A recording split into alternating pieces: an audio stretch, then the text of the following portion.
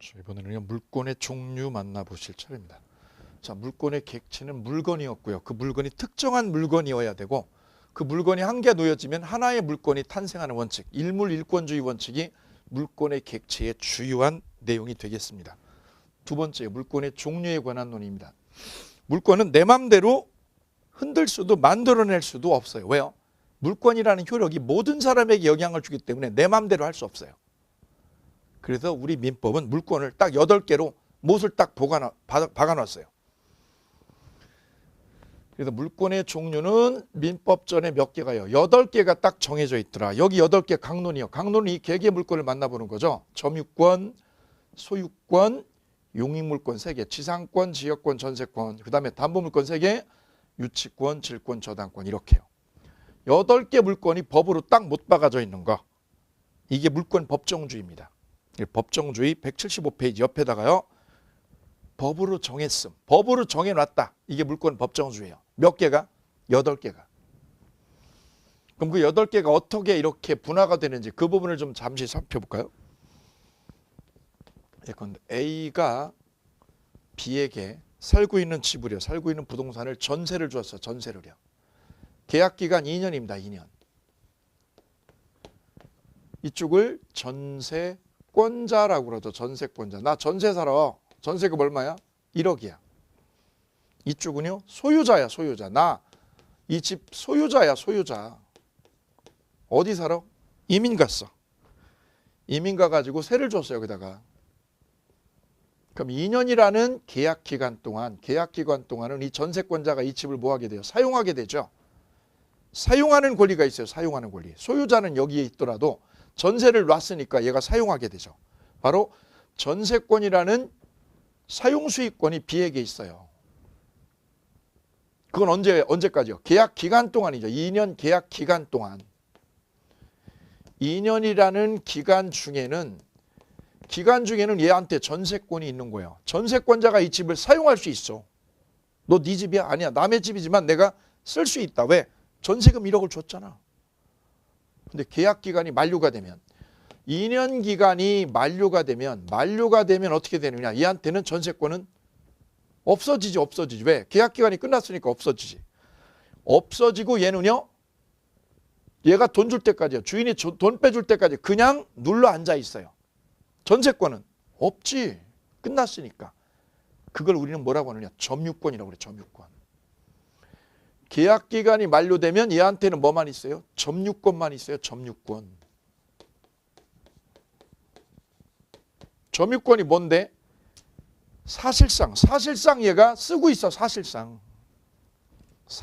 지배를 하는 거야 내가. 계약 기간 동안은요. 2년의 계약 기간 동안은 얘한테 뭐가 있어요? 이 집을 사용할 수 있지. 네 집인데 아니야. 네 집 아닌데 남의 집인데도 얘가 쓸 수 있죠. 그거를 본권이 있다고 그래. 본권. 그리고 물권은 크게 이렇게 나눠요. 물권은 크게 2개로 나눠요. 점유권과 본권. 이렇게 크게 2개로 나눠요. 본권이 뭐예요? 본권이. 이 개념 중요해요. 야, 점유권은 이해가 돼. 왜? 내가 사실상 손에 놓고 있는 거야. 계약기간 끝났어도 내가 쓰고 있잖아. 왜? 전세금 줄 때까지 내가 쓰는 거지. 이걸 점유권이라고 그런다. 점유권. 근데 본권은 뭐야? 본권은 계약기간 중에는 얘가 쓸 수 있잖아. 지배할 수 있잖아. 지배할 수 있는 권리. 지배를 할 수 있는 권리.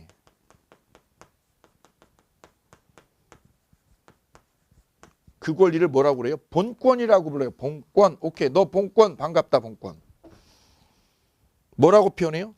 내가 지배를 정당하게 할 수 있어. 왜 정당하게? 전세 얻었어 나. 끝나면요. 계약기간 끝나면 뭐만 남고? 점유권만 남지. 그래서 물권 일단 2개로 나눠져요. 판을. 점유권과 뭘로? 본권으로 나누더라. 전세권도 본권인 거예요. 예, 맞아요. 본권인 거예요. 왜요? 계약기간 동안 쓸 수 있고 지배할 수 있잖아. 지배를 뭐 할 수 있는 권리요? 할 수 있는 권리. 할 수 있는 권리를 뭐라고 불러요?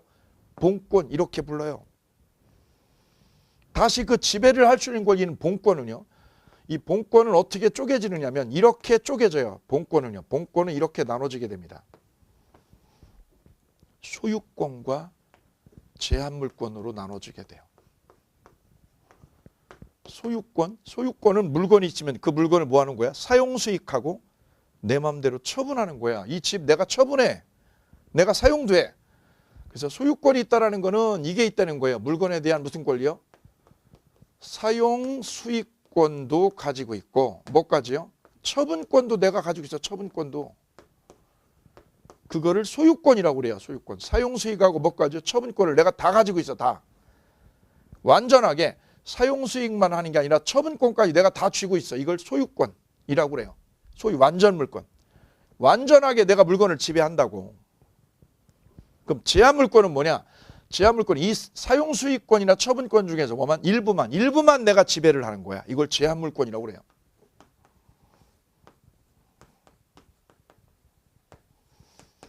그럼 제한물권은 다시요. 다시 이렇게 나눠지네요. 다시.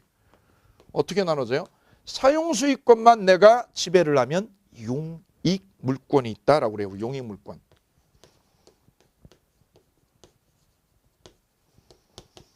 사용하고 수익을 하는 거야.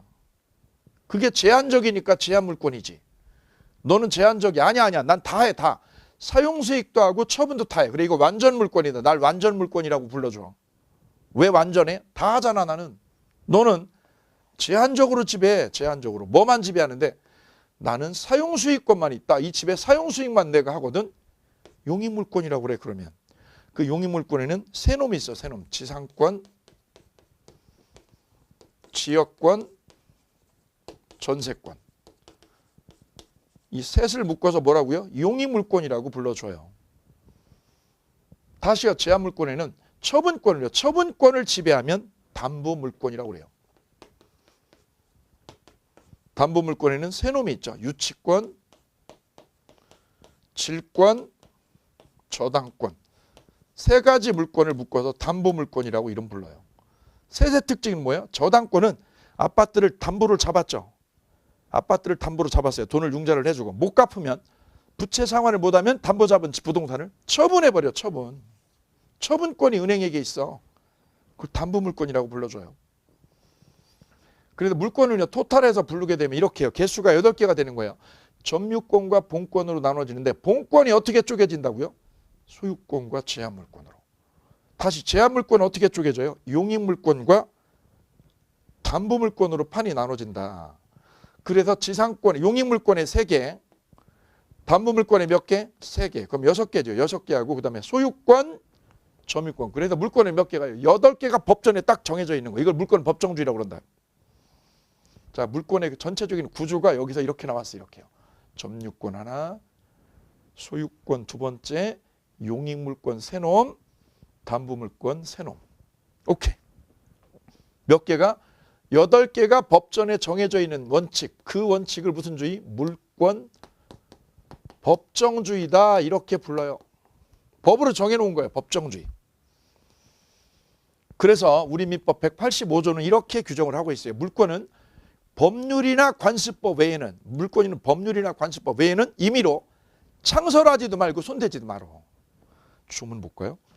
법률 또는 관습법에 의하는 외에는의 밑줄짝. 그 다음 임의로 창설하지 못한다의 별표. 임의로 창설하지 못하니까 뭐가 인정 안 되느냐? 계약 자유가 인정 안 되는 거예요. 계약자가 이걸 임의로 만들 수 없어. 손댈 수 없어. 창설할 수 없어. 그걸 무슨 원칙? 물권 법정주의 원칙. 그래서 이 원칙 때문에 물권법은요. 강행 규정으로 규정되어 있다. 강행 규정으로 되어 있다는 거예요. 강행 규정이다. 그래서 계약 자유가 인정돼요? 안 돼요. 계약 자유가. 아까 채권법인 계약법에서는 계약 조건은 내가 다 만드는 거야. 나하고 EBS하고. 동영상을 어떻게 할지, 출판을 어떻게 할지 이거에 대해서 저하고 협의를 다 거쳐야 되는 거. 이게 계약이죠. 계약 자유거든요. 이게 제가 오케이 한 게 있고 노 한 게 많아요. 근데 물권은요. 계약자에게 자유가 없어요. 법으로 다 정해져 있어요. 이 원칙을 물권 법정주의 원칙이라고 그래요. 자, 그래서 175페이지 보시게 되면 법정주의의 내용 나와 있어요. 내용. 임의로 창설하지 못한다. 2번 볼까요? 방과를 보면 종류강제는 뭐예요? 종류가 8개가 정해져 있다. 내용도 법으로 정해져 있어. 내용도 정해져 있어서 그걸 뭐라고 그래요? 내용관계라고 그래요. 그럼 잘 보시면 물권은요. 물권은 뭘로 만들 수 있는 거예요? 물권은 185조가 보면 법률이나 관습법에 의하는 외에는 임의로 창설하지 마 그랬죠. 그럼 반대 해석을 해볼게요. 반대 해석 뒤집으면 그럼 물권은 어떻게 만들어요? 법률이나 관습법으로만 창설할 수 있다는 뜻이죠. 거기다 적어보실게요. 185조 밑에 물권 어떻게 만들어? 법률이나 뭐만으로? 관습법으로만.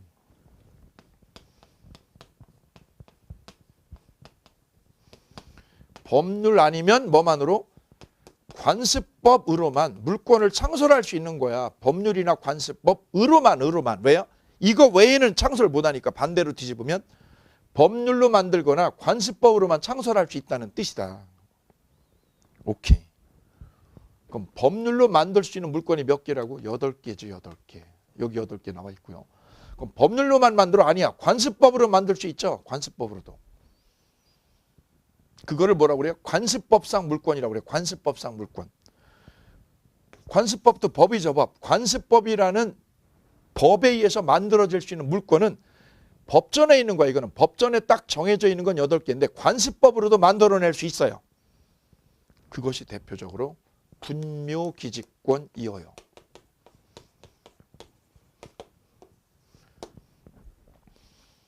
예컨대 이렇게요. 임야 주인 A가 돈이 너무 필요해서 어쩔 수 없이 임야를 팔게 됐어요. 이때 이 임야를 매수한 자가 누구냐면 한의사였어요. 한의사가.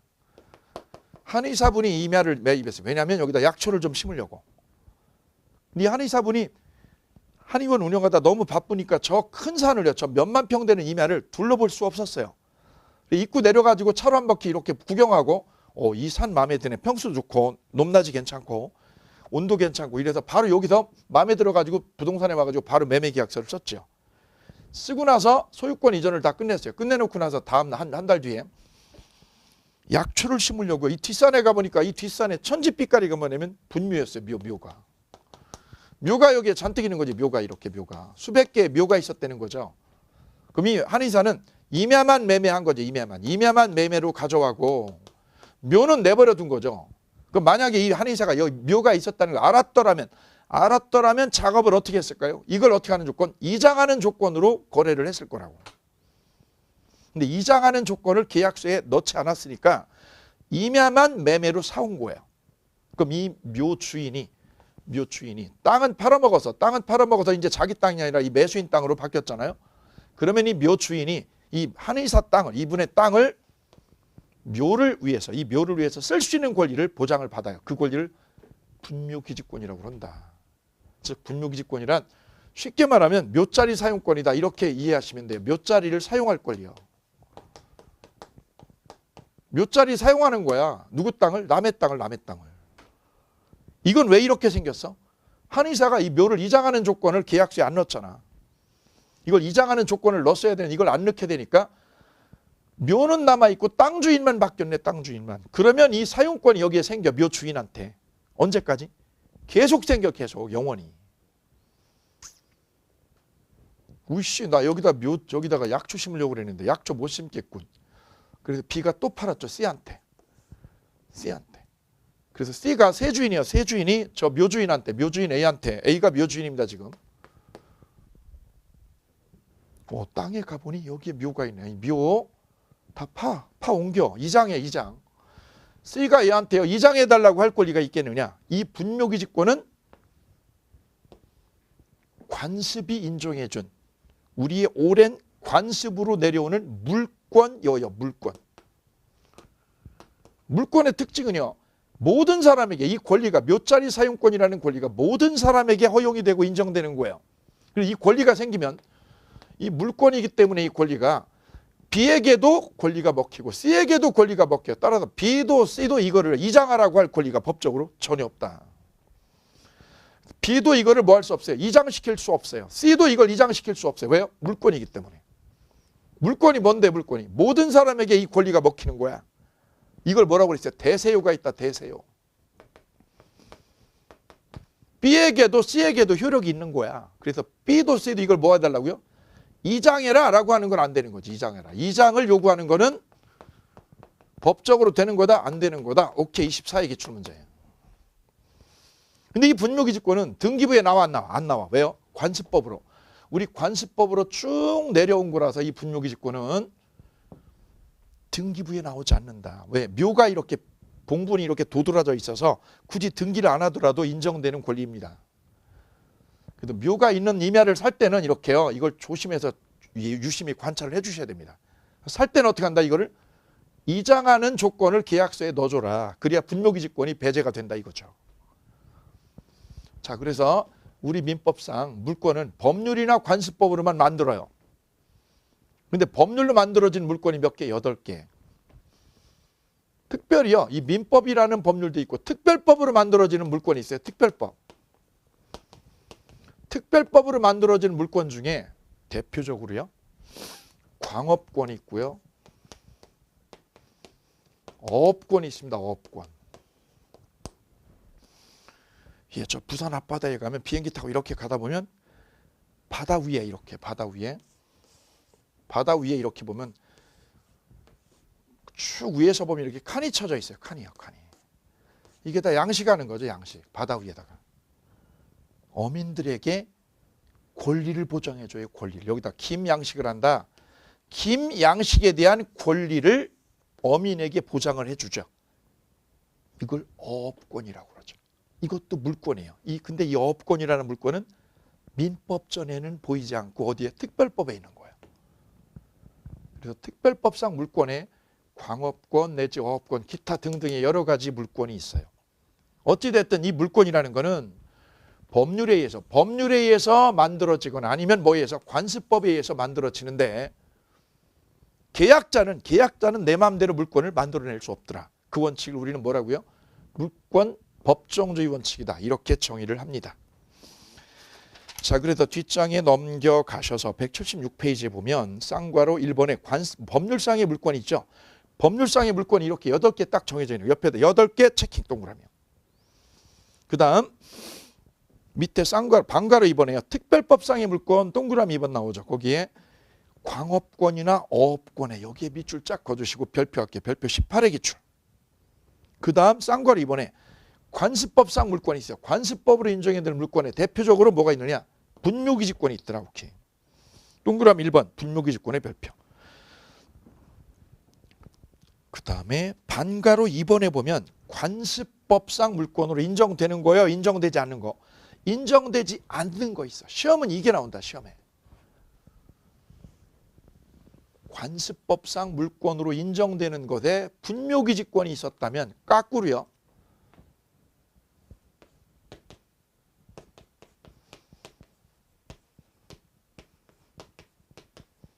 아닌 거 있어. 관습법상 물권이 아닌 거. 예, 여기에 별 2개 할게요. 별 2개. 색연필로 별 2개 할게요. 통일시키시기 바랍니다. 첫 번째 온천권이 있습니다. 온천권. 18회 기출, 22회 기출. 18회, 그 다음 22회. 온천권은 물권이어요? 아니어요? 아니어요. 물권 아니야. 너 물권 아니야. 두 번째요. 두 번째 책 보실까요? 소유권에 준하는 물권이라고 되어 있죠. 자, 이 내용이 좀 축약되어 있으니까 내용을 그대로 소개를 하면 이런 개념이에요. A가 보유하는 땅에 B가 무허가로 여기다 축사를 졌네. B가 무허가로 뭐를 졌어? 축사를 졌어요. 그래서 여기다 소하고 돼지를 키워요. 소돼지. 무허가요. 무허가. 허가 안 얻은 거예요. 미등기고. 그래도 건물을 지어놓으면 이거는 건축물로 볼 수 있거든요. 기둥 있고 지붕 있고 벽이 있으면 이걸 건축물이라고 그래. 건축물. 허가 안 받았는데 허가 안 받았어도 건축물은 있는 거예요. 오케이? 마치 사람이에요. 사람이 저 중국에 있는 조선족이 한국으로 이렇게 몰래 숨어 들어왔어요. 불법 체류자죠. 그렇지만 그분 사람이어야 아니에요. 사람이거든요. 불법 체류지할지언정 그거 사람이거든요. 마찬가지로 이것도요. 허가를 안 받았을 뿐이지 건물은 건물이거든요. 기둥이 있고 지붕이 있고 벽이 있으니까. 이때 B가 이 축사를 가지고 오랫동안 소돼지를 키우다가 이거를요. C에게 매매로 팔았어요. 매매로. 근데 이게 무허가다 보니 매수인한테 등기가 안 나오죠. 미등기로 인수했어요. 미등기로. 이런 상태입니다. 무허가 축사를 사가지고 미등기로 지금 살고 있는 중. 그래서 C는 여기에 거주하고 계세요. 미등기로 거주자. 몇 년째요? 35년째. 계속 살고 있어요. 이 소돼지 키워가지고 애들 학교 대학 다 보냈어. 이때 이 땅 주인 A가요 재미교포였는데 귀국에서 이 땅을 가서 팔려고 가보니 땅에 웬걸 자기도 알지 못하는 C라는 분이 여기 살고 있네. 무슨 상태로? 미등기 상태로. 미등기 상태로 여기에 살고 계시네. 등기를 안 했다는 거죠. 등기를 안 해서 미등기 매수자라고 불러줘요. 미등기야 너 미등기. 그럼 이분이 미등기 상태니까 얘는 이 무허가 건물의 소유자일까요? 아닐까요? 우리 민법에는 부동산이요. 부동산 거래를 할 때는 등기를 꽂아야 소유권이 생겨요. 근데 얘는 등기를 안 꽂았으니까 법적으로 뭐가 아니에요? 소유자가 아니다. 소유자가. 그래서 얘는 첫 번째 소유권이 없어요. 왜 없는데? 등기 안 했어 당신.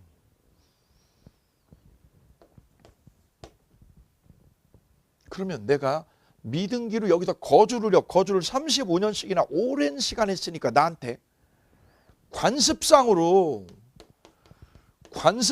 뭐를 줘? 소유권 하나 주면 안 돼? 라고 얘가 소송을 거는 거예요. 내가 소유권 없는 거 맞아. 왜? 등기 안 해서. 그런데 내가 오래 살았잖아. 오래 여기에 눌러앉고 거주했으니까 뭐를 달라고? 관습상 소유권이라는 걸 주면 안 되겠니? 라고 법원에 소송을 했더니 법원에서 뭐라고요? 없다 그러는 거죠. 없다. 그런 소유권 없다고요. 왜냐? 이걸 인정해 주게 되면 무허가 건물이 판칠권이에요. 그래서 우리 대법원은 관습상 소유권 없어. 그게 두 번째입니다. 그럼 얘한테는요. 미등기 무허가 건물을 매매로 산 사람한테는 이것도 없고 이것도 없네. 이거 이상한 거야 지금. 일반인들은 뭐라고 그래요? 얘가 소유자라고 그래. 그거 아니라고. 왜 소유자가 아닌 거예요? 등기를 안 했기 때문에. 다만 얘한테는 이런 개념으로 접근을 하시면 돼요. 얘한테는. 자 보세요.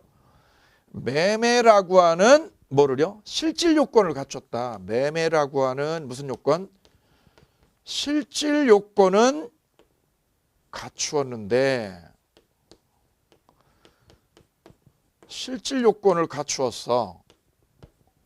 그런데 형식 요건으로 등기를 내가 꽂지를 못했어. 형식 요건으로 등기를 못 갖췄다니까? 그럼 소유권이라는 게 얻어지려면 매매 계약도 하고 등기도 해야 되거든. 그래야 완전한 소유권이 나한테 넘어오거든. 근데 지금 문제는 이거죠. 요게 두 개 중에서 실질 요건과 형식 요건 중에서 뭐만 갖추었다? 요거는 갖추었고 요거는 못 갖췄네. 그래서 이런 형태의 소유를 뭐라고 하느냐? 정식 용어는 아니고요. 여러분 이해를 위해서 편의상 말씀드리면 이거를요. 사실상 소유라고 불러요. 사실상 소유가 뭐예요?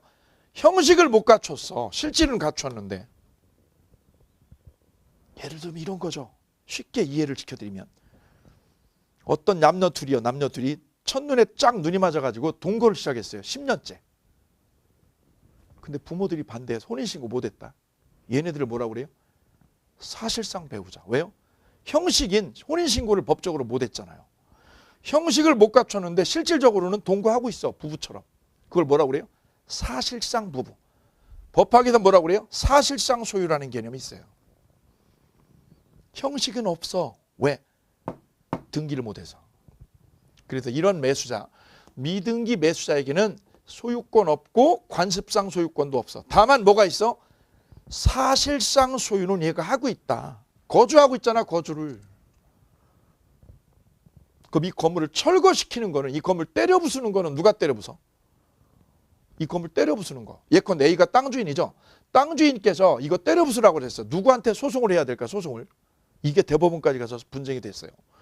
너 누구한테 가서 철거해달라고 그럴 거야? 철거 상대편을 누구를 지목을 할 거야? 너 누구한테 소장 보내야 되니? 철거 권한을 가지고 있는 분이 누구일까? 이 건물 때려 부수는 거. 얘는 전주인이야. 팔아먹었으니까. 얘는요. 현재 거주자죠. 누가 때려 부술 수 있느냐? 얘다 얘. 왜? 사실상 소유를 하고 있으니까 얘한테는 무슨 권한이 있다는 거죠? 철거 권한도 있다. 철거 권한. 그래도 이 미등기 매수자에게 법률적으로요. 법률적으로는 소유권하고 관습상 소유권 없어. 근데 뭐만 있어? 사실상 소유하고 건물을 뭐하는 거? 때려 부수는 철거 권한은 얘가 가지고 있다는 거지. 그래서 땅 주인 A는 이 건물 철거 소송을 할 때는 누구를 지목해라? 미등기 매수자. 얘를 상대로 철거 작업을 하면 오케이. 자, 이 논의가 소유권에 준하는 물건입니다. 그 판례가 시험에 3번 정도 출제가 됐어요. 자, 그래도 그 판례 내용을 읽어보도록 합니다. 미등기 무허가 건물의 양수인. 양수인은 얘죠. C죠. 소유권 이전 등기를 격려받지 않는 한. 여기서 포인트는 등기죠. 등기를 격려받지 않았으니까 그 건물에 대한 소유권을 취득하나요? 못하나요? 취득할 수 없다. 오케이. 17회 기출. 17회 정답. 그러한 상태의 건물 양수인에게는 소유권에 준하는 관습상 물권, 밑줄자. 관습상 물권도 줘 안 줘? 줄 수가 없다. 20회 기출. 그래서 관습상 물권이 아닌 거에 첫 번째가 온천권, 두 번째는요. 미등기 매수인. 세 번째는요. 사도 통행권. 도로를 통행할 수 있는 걸. 이거는 물권이 아니라는 거예요. 뒤에 나중에 소개를 또 합니다. 그 다음 네 번째는요. 공원 이용권. 도시 보면 인근에 이렇게 공원 시설을 꾸며놨죠. 그게 물권이냐. 이게 물권이 되면 그 입주자들만 배타적으로 이용할 수 있는 권리가 보장이 되거든요. 근데 이게 물권이 아니기 때문에 그 입주자들만 이용할 수 있는 게 아니라 누구요? 주변 인근 주민들도 쓸 수 있는 권리다. 여기서 유념할 게 하나 있어요. 아파트에 보면 대단위단 이렇게 아파트에 보면 단지 내에 체육시설이 있어. 체육시설. 헬스클럽 있고요. 찜질방 있어. 찜질방도 있고 그 다음에 헬스클럽 있고 제가 살던 그 아파트에는 여기 수영장도 있었어요. 지하에. 이거는요. 물권이에요. 물권. 왜? 이 단지 사람들만 쓸 수 있는 거야. 그래서 분양받을 때 분양가가 셌어. 왜? 이것 때문에 셌어. 이건 물권이야. 왜? 외부인들은 그래 쓸 수 없는 거야. 배타적인 거예요. 이 단지 사람들만 쓸 수 있는. 그런데 단지 외에 있는 바깥에 있는 이 운동장에 있는 체육시설은 물권이 아니라고. 이게 물권이면 누구만? 이 단지 사람들만 쓰지.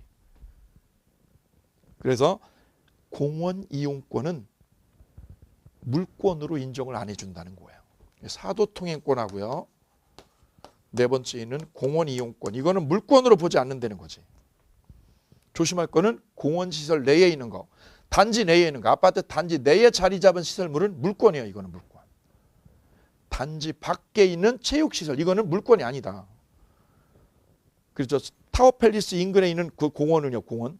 한강변에 있는 공원은 저 포항에 있는 분이 이쪽에 놀러 왔다가 거기 이용해도 되는 거예요. 왜요? 물권이 아니니까. 아무나 가서 이용할 수 있는 시설물이다. 자, 그래서 관습상 물권이 아닌 것 내놈을 꼭 체킹해 주시기 바랍니다. 이게 시험에 여러 번 나왔었으니까요. 자, 그럼 밑에 기출 지문을 통해서 확인 작업 들어갈게요. 자, 01번에 구분지상권. 구분지상권도 지상권이에요. 이거 물권이야. 분묘기지권 물권이죠.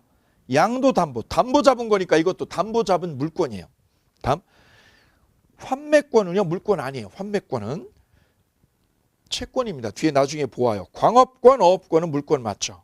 여기서 물권이 아닌 놈은 뭐예요? 환매권. 그 다음 두 번째요. 온천에 관한 권리는 관습상 물권인가요? 물권 아니라고 그랬죠. 그럼 관습상 물권에 대표적으로 뭐가 있었어요? 분묘기지권. 이놈을 꼭 기억해 주실 걸. 그 다음 03번 지문요. 미등기 무허가 건물의 양수인은 소유권 등기를 격려받지 않아도 소유권에 준하는 관습상 물권 취득하나요? 취득 못하나요? 취득 못하죠. X. 취득한다의 X. 자, 이래서 물권의 종류에 관한 8개를 개괄적으로 보셨습니다. 강론에서는요. 이걸 구체적으로 만나는 거예요. 꼼꼼하게 분석적으로. 자, 종류에 이어서 이번에 만나실 주제는 물권의 효력에 관한 문제. 효력을요, 물권의 효력, 즉 물권이 주어지면 어떤 효력이 생기느냐. 효력을 순 우리말로 풀면 힘이죠, 힘. 물권이 있어 어떤 힘이 생기는데 힘. 영어로는요, 파워죠, 파워. 물권이 생겼어. 그럼 막강한 파워가 생겨요, 파워가. 어떤 파워가? 두 가지 파워가 생겨요. 힘, 효력이라고 그래, 효력. 거기에는 두 가지의 막강한 권리를 주는데요. 첫 번째는 물권이 채권이 우선하는 효력, 우선적 효력을 부여를 해요. 물권이 누구보다 채권보다 우선하는 거야, 우선. 이걸 우선적 효력 이렇게 얘기합니다. 두 번째는 내 물권을, 내 소유권을 누가 방해하거나 침범했어? 침범하지 마, 방해하지 마라고 청구하는 권리가 주어져요. 그거를 물권적 청구권이라고 해요. 이 두 가지 권리는 누구한테요? 물권자에게만 주어지는 힘이다, 힘. 그래서 이쪽에서 물권적 청구권에서 아주 중요하게 여러 번 빈번하게 출제를 하고 있어요. 그래서 물권적 청구권에 이렇게 별 3개 하시겠습니다. 다만 이 물권적 청구권이요, 난이도가 아주 까다롭게 나올 수도 있어요. 쉽게 나올 수도 있는데 대체로 까다롭게 나와요. 굉장히 난이도 있게. 자, 그러면 먼저 물권의 우선적 효력, 이 부분부터 볼까요? 우선적 효력, 우선한다, 우선한다. 누가 우선해? 물권이 채권보다 우선해. 물권이 채권을 이겨. 예를 들면 이런 개념. 갑의 아파트에, 갑의 부동산에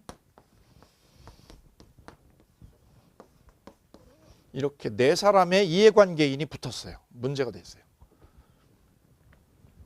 A는 1번 저당권, B는 전세권, C는 2번 저당권, D는 일반 채권자. 일반 채권자. 그다음 E도요. E도 일반 채권자. 똑같은 일반 채권자예요. 여기서 일반 채권자라는 개념은 뭐냐면 D가 얘한테, 갑한테 돈을 빌려줬다. 채권이지, 채권. 그럼 저당권은 뭐예요? 돈 빌려준 건 똑같아. 돈 빌려줬거든. 이 송대관 씨한테. 송 씨한테 돈 빌려줬는데 얘는 담보를 잡았어. 아파트를, 부동산을 담보로 잡고 꺼줬어. 그러면 담보물권이라고 그래. 담보물권. 여기는 담보물권. 나 담보 잡았어. 나 국민은행. 얘 담보 잡고 돈 빌려줬어. 나도 담보 잡고 돈 빌려줘. 근데 내가 2순위야. 얘가 1순위고. 근데 중간에 누가 있어? 전세가 중간에 있어. 전세가. 얘는 1월 달에, 얘는 6월 달에, 요 3월 달에 여기 들어있어. 3월 달에 전세가 들어왔어. 이미 저당권 있는 거를, 저당권 있는 부동산에 전세를 얻었어. 일반 채권자는 뭐야? 돈을 빌려줬는데 담보 없어. 담보 하나도 없이 꿔줬어. 일반 채권자. 너 얼마야 받을 돈이? 나 20억이나 돼. 20억. 넌 얼마야? 나도 20억인데. 담보 없이 꿔준 사람은 일반 채권자라고 그래요. 이때요. 이 2번 저당권자가 이 집을요, 저 송씨 집을 경매를 딱 때려버리면, 경매를 때려버리게 되면 배당받을 때 순위가 문제죠. 배당받을 때 어떤 순서로 배당을 해주느냐. 거기에서 물권하고 채권의 문제가 충돌이 돼요. 이때 채권 곤란해 볼게요. 채권은 얘네 둘이죠. D하고 E가 채권자. 채권은 물권들한테 져. 얘네들이 다 물권이죠. 져요. 설령 얘네들이 앞에 있어도 얘가 배당해서 지는 거예요. 왜요? 물권이 채권보다 우선 배당을 받기 때문에. 그래서 이 일반 채권자가 이 앞에, 맨 앞에 있어도 배당해서 진다. 이거를 물권의 우선적 효력이라고 한다. 그럼 물권끼리는 어떻게 해? 물권끼리. 이 다 물권이죠. 물권끼리는 등기가 먼저 된 거. 등기의 선으로 해결을 해요. 이 등기가 1월 달, 얘는 3월 달, 얘는 6월 달이니까 얘가 1순위, 2순위, 3순위로 배당을 받는다. 이 제한물권끼리는 그래서 제한물권끼리는 뭐예요? 등기의 선으로 결정을 해주면 끝. 그럼 얘가 1순위로 받아. 그 다음에 네가 2순위야. 그 다음에 얘가 3순위야. 나머지를 니네가 받아. 이때 채권자끼리는 어떠느냐? 평등해요. 이걸 채권자 평등의 원칙이 지배한다고 그래요. 니네끼리는 평등한 거야. 채권은 평등한 거야. 그럼 물권끼리는 어떻게 하는데요? 등기의 선으로 한다. 등기의 선으로. 그럼 여기는 전세권. 넌 어떻게 하니? 경매는 얘가 했는데 경매는 얘가 집어넣는데 얘보다는 얘가 빨라. 왜? 얘는 6월 달에 저당을 잡았고 나는 3월 달이거든. 얘보다는 빠르죠. 그런데 문제는 이 전세권이 없어지는지 아니면 계약기간까지 그대로 살 수 있는지는 누가 결정하느냐? 1번 저당권자가 결정을 해줘요. 이 1번 저당권에 의해서 이 전세권자가 없어지는지 그대로 남아있는지가 결정이 돼요. 그래서 이 1번 저당권을 뭐라고 표현하느냐? 말소 기준 권리라고 표현을 해요. 말소 기준 권리. 이 말소 기준 권리보다 뒤에 있죠. 뒤에 있으면 어떻게 돼? 이 전세권은 계약 기간이 남아있어도요. 남아있어도 이거는 소멸해서 없어져요. 소멸하고 순위만 배당해서 두 번째로 배당을 받는 거죠. 없어집니다. 그럼 낙찰자한테 낙찰자 집에 살아 못 살아? 못 살아. 얘 쫓겨나. 소멸한다라는 말은 뭐야? 계약 기간 못 채우고 쫓겨난다. 쫓겨나. 왜? 없어지거든. 왜 없어져? 당신 전세 들어갈 때 1순위로 은행 저당권이 있었잖아, 앞에. 그래, 전세 들어갈 때 1순위 있었다는 말은 조심해야 되는 거예요. 경매가 들어가면 얘가 쫓겨난다는 뜻이다. 그거 당신 알고 있었어? 알고 있었지. 부동산에서 설명을 해줬거든. 1순위 저당권 있는 거예요. 여기 1순위 있는 거를 전세 들어가요. 그 말은 뭐예요? 경매 들어오기 전까지만 살아. 경매 들어오면 쫓겨나. 왜? 말소 기준 권리보다 뒤에 있잖아. 그 다음 2번 저당권. 얘도 소멸해요. 그럼 얘도 소멸. 경매가 되면 저당권은 다 없어지는 거예요. 순서대로 배당만 받을 뿐이고. 그래? 얘도 없어지고 다 없어져요. 얘도 없어지고 다 없어져. 그래서 이 집에는요. 아무도 없는 거죠. 아무도 없이 깨끗한 이 집을 얘가 낙찰자가 인수하게 되는 거예요. 다만 배당 순서만 1순위, 2순위, 3순위로 결정이 되고요. 거꾸로 이 전세가 안 없어지려면 어떻게 돼요? 이 저당권보다 앞에 있으면 되죠. 앞에 있는 전세권은 안 없어져요. 그래서 이 전세권의 생사여탈권, 사느냐 죽느냐 이 문제는 누가요? 말소 기준권리가 결정을 하더라. 그래서 말소 기준권리보다 뒤에 있는 거는 소멸하니까 이걸 뭐라고 하느냐? 삭제주의라고 그래요. 삭제주의. 너 삭제돼서 없어지는 거야. 앞에 있는 거면 전세권이 앞에 있으면 뭐라고 그래요? 인수주의라고 그래요. 인수주의. B가 만약 이 앞에 있었다. 그럼 낙찰자가 어떻게 해요? 전세 끼고요. 끼고 인수하는 거예요. 인수주의. 뒤에 있는 건 어떻게 되고요? 삭제되고. 죽느냐 사느냐를 누가 결정해요? 말소 기준 권리가 결정한다. 시험 아주 잘 나오는 거예요. 자, 이게 물권과 채권이 충돌했을 때 누가요? 물권이 우선한다는 우선적 효력에 관한 설명이 되겠습니다. 쌤, 그러면 배당에서 얘가 1순위잖아요. 오케이. 그랬더니 저 뒤에서 just a moment 그러면서 잠깐 멈춰달라고 하는 사람이 쫓아왔어요. 걔가 누구예요? 이가 나요. 배당 그렇게 하면 안 되는 거예요. 왜요? 나는요 임금채권이야. 임금채권. 나 저분한테 임금 못 받았어. 월급. 이 임금채권 중에서 3개월치는 은행 저당권보다 1순위로 받아요. 먹고 살아야 되니까. 또는 얘가 임금채권이 아니라 소액임차인이면 보증금이 소액임차인 있어요. 보증금 소액임차인. 소액임차인은 앞에 있는 것들보다 최우선 1순위로 배당을 해줘요. 그거를 소위 최우선 변제권이라고 그러죠. 최우선 변제권. 자, 이 개념은 주택임대차보호법 특별법을 가면 이쪽이 연결이 되세요. 자, 일단은 물권이 채권을 이긴다. 근데 항상 그러냐? 여기 예외가 있는데 바로 그 예외가 뭐냐? 임금채권이나 소액임차인한테 최우선 변제권이 보장이 되더라. 그럴 때는 이 최우선 변제권이 얘네들을 이긴다. 그리고 우리 시험에 이런 지문이 출제된 적 있어요. 물권은 채권에 우선한다. 그죠? 이건 맞는데 단 항상 물권이 채권에 우선한다. 그러면 이거는 틀린 지문이다. 왜? 예외가 있다. 예외가. 소액임차인이나 임금채권 같은 예외가 있으니까요. 이거를 우선적 효력에 관한 논의라고 그래요. 자, 그래도 책에 178페이지 볼까요? 178페이지 쌍괄호 2번. 물권 상호 간의 우선적 효력 나와 있죠? 동그라미 방가로 1번, 2번, 3번이 있어요. 거기서 방가로 2번에 동그라미요. 제한 물권 상호간 먼저 성립한 물권이 나중에 성립한 물권에 우선하지. 예컨대 부동산에 대한 저당권이 실행되면 선순위 용익물권, 선순위에 별표할까요? 선순위 용익물권, 이 선순위 용익물권 어떻게 돼요? 인수된다고. 후순위 용익물권 어떻게 되고요? 삭제되고. 거기에 별표. 기출문제. 선순위 용익물권은 낙찰자에게 인수되어야 인수주의라고 그랬죠. 인수주의. 후순위 용익물권은 소멸하죠. 삭제주의라고 그랬죠.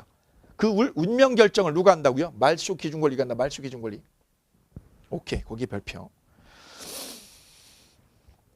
다음 밑에요. 쌍괄호 3번이요. 물권하고 채권하고 충돌이 되면 어떻게 해결하죠? 동일한 물건에 관하여 물권과 채권이 경합하면 성립 순서에 관계없이 누가 이겨요? 물권이 채권에 우선해요.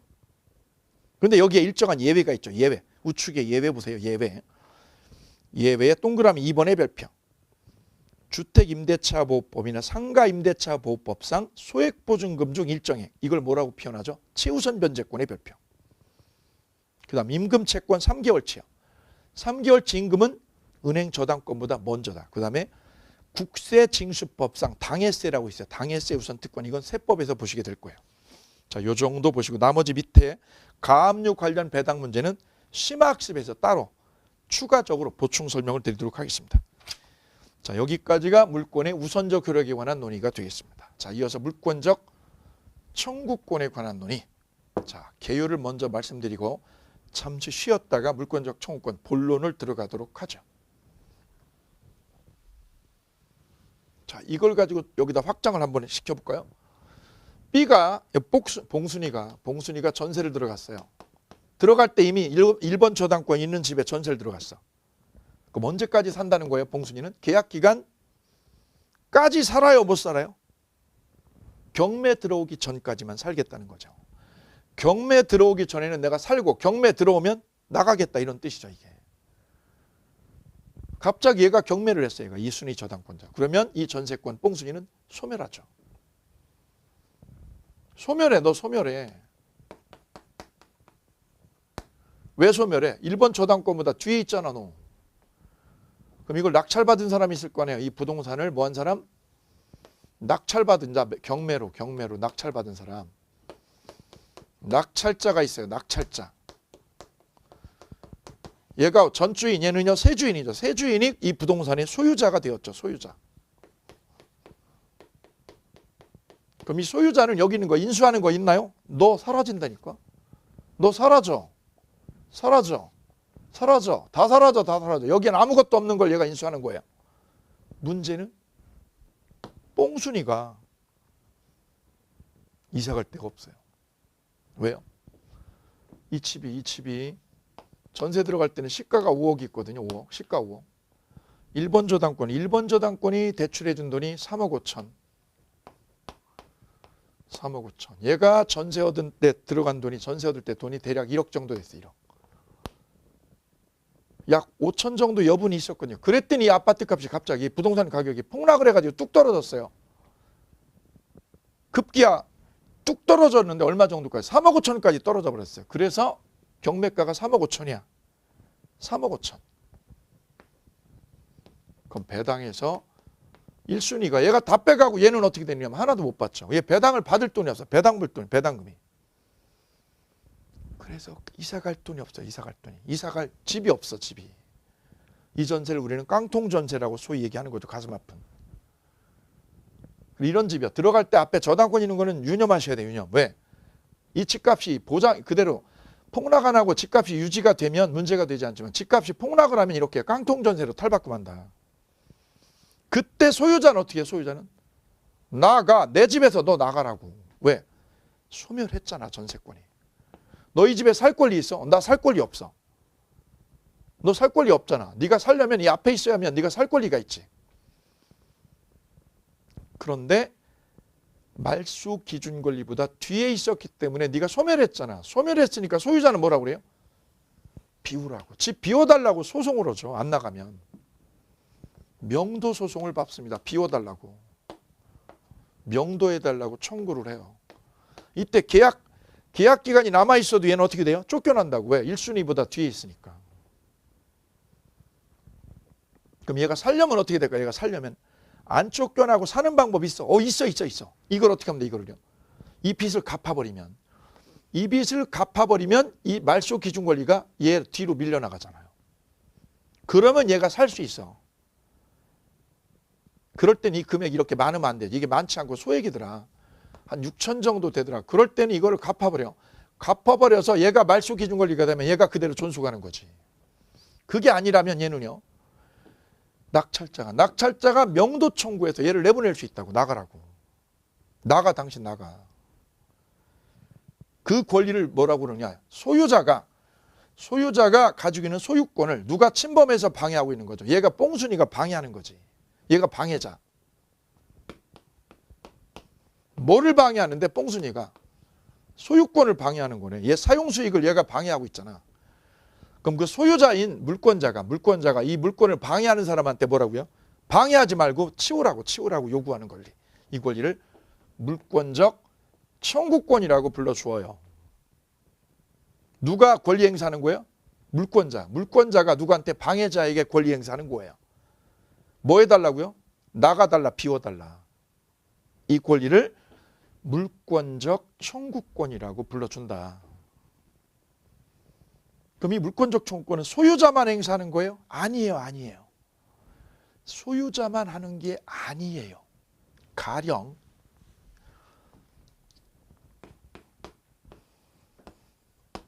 볼까요? A 땅에 B가 전세권을 얻었어요. 계약 기간은 10년에서 전세 얻어놨어요. 그럼 10년 동안 얘가 사용하는 거죠? 뽕순이가. 그래, 뽕순이가 이 부동산을 쓰고 있거든요. 이렇게 쓰고 있는 중이에요. 열심히. 사용수익을 얘가 하고 있어요. 사용료 내고 이렇게요. 얘가 주인이고 얘는 소유자. 그런데 이 땅을 동네 양아치가 여기 얘가 포장마차 하고 있었는데 포장마차라든가 이런 사용을 하고 있었는데 이 동네 양아치가 이걸 침범을 했어.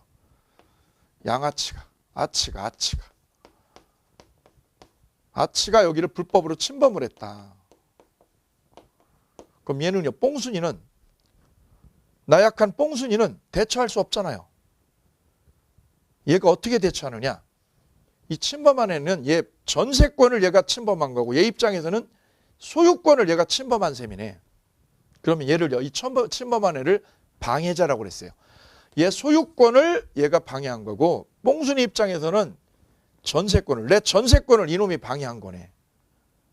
그럼 우리 민법은 이렇게 규정을 했어요.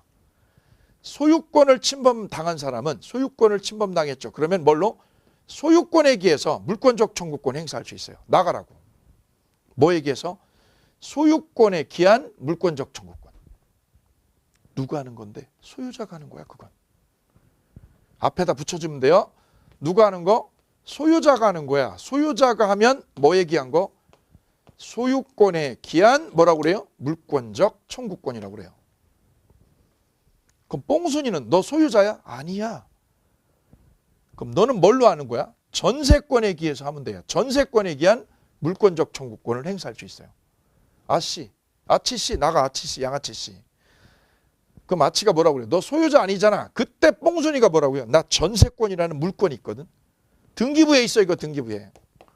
계약기간도 10년이야. 전세권에 기한 물권적 청구권으로 나가라고 할 수 있다고. 소유권을 침범당하면 뭐에 기해서? 소유권에 기한 물권적 청구권. 전세권을 침범당하면 전세권에 기한 물권적 청구권. 쌤, 그러면 뽕순이는 전세권만 있나요? 여기 점유도 하나요? 계약기간 동안 얘 점유도 해요. 점유도. 그러면 뽕순이는 뭘로 돼요? 점유권에 기한 물권적 청구권. 이걸로 해도 돼요. 점유권을 침범하면 뭐에 기한 거? 점유권에 기한 물권적 청구권. 쌤, 그럼 얘가 전세권이 아니라 지상권이면 뭐에 기한 거? 지상권에 기한 물권적 청구권. 앞에다 붙여주기만 하면 되는 거죠. 그래서 우리가 보게 되는 이 물권은 이렇게요. 점유권을 침범당했어. 그러면 뭐에 기해서? 점유권에 기한 물권적 청구권으로 나가라고 하면 되지. 소유권을 침범당했죠. 그럼 뭐에 기해서? 소유권에 기한 물권적 청구권. 그러면 지상권을 침범당하면 뭐에 기해서? 지상권에 기한 물권적 청구권. 저당권을 침범당하면 뭐에 기한? 저당권에 기한 물권적 청구권. 이걸 몽땅 묶어서, 이런 것들을 몽땅 묶어서 뭐라고 불러줘요? 그냥 물권적 청구권. 이렇게 포탈에다 하나로 정리를 하는 거죠. 그런데 물권적 청구권에는 여러 종류가 있는 거예요. 여러 가지가. 오케이? 오케이. 자, 그 구체적인 논의를 잠시 쉬셨다가 만나보도록 하겠습니다. 잠시 쉬었다 갈게요.